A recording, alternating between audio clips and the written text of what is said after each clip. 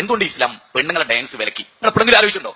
ഞാൻ ചോദിക്കുന്നത്, ഡാൻസ് കളിക്കുന്ന പെണ്ണിനോട് ചുറ്റിപ്പറ്റാനേ പുരുഷന് തോന്നുന്നു.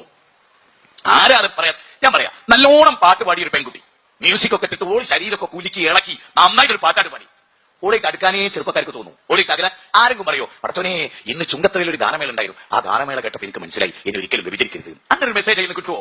പങ്കജുദാസിന്റെ കസരി കേട്ടിട്ട് ആരെങ്കിലും പറയോ ഇനി ഞാൻ അമ്മനെ തല്ലൂല?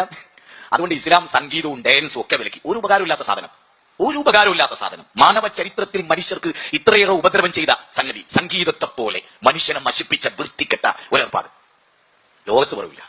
ഇങ്ങനെ ആലോചിച്ചു, ഞാനിപ്പോ ഒരു സ്ഥലത്ത് വന്നിട്ട് എന്റെ കഴുത്ത് കൂടെ ചെണ്ട തൂക്കി മുട്ടി 30 മിനിറ്റ് അങ്ങനെ അതൊക്കെ കേട്ടോല് വീട്ടിൽ പോയിട്ട് അമ്മ അങ്ങോട്ട് വരി, എന്നിട്ട് അമ്മനെ കെട്ടിപ്പിടിച്ച ഒറ്റ ഉമ്മ.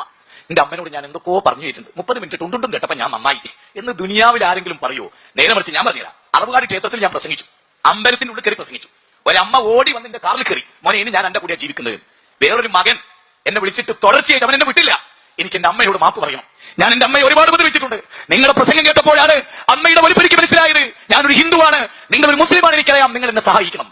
എന്നാ ഞാൻ പറയട്ടെ, യേശുദാസിന് 19 വയസ്സായില്ലേ? യേശുദാസിന്റെ ലൈഫിൽ ഏതെങ്കിലും ഒരു മകൻ ചെന്നിട്ട് ഞാൻ നന്നായി നിങ്ങളെ പാട്ട് കേട്ടെന്ന് പറഞ്ഞിട്ടുണ്ടെങ്കിൽ ഞാൻ ഉള്ളം കയ്യിൽ നിന്ന് രോമം പറിക്കും.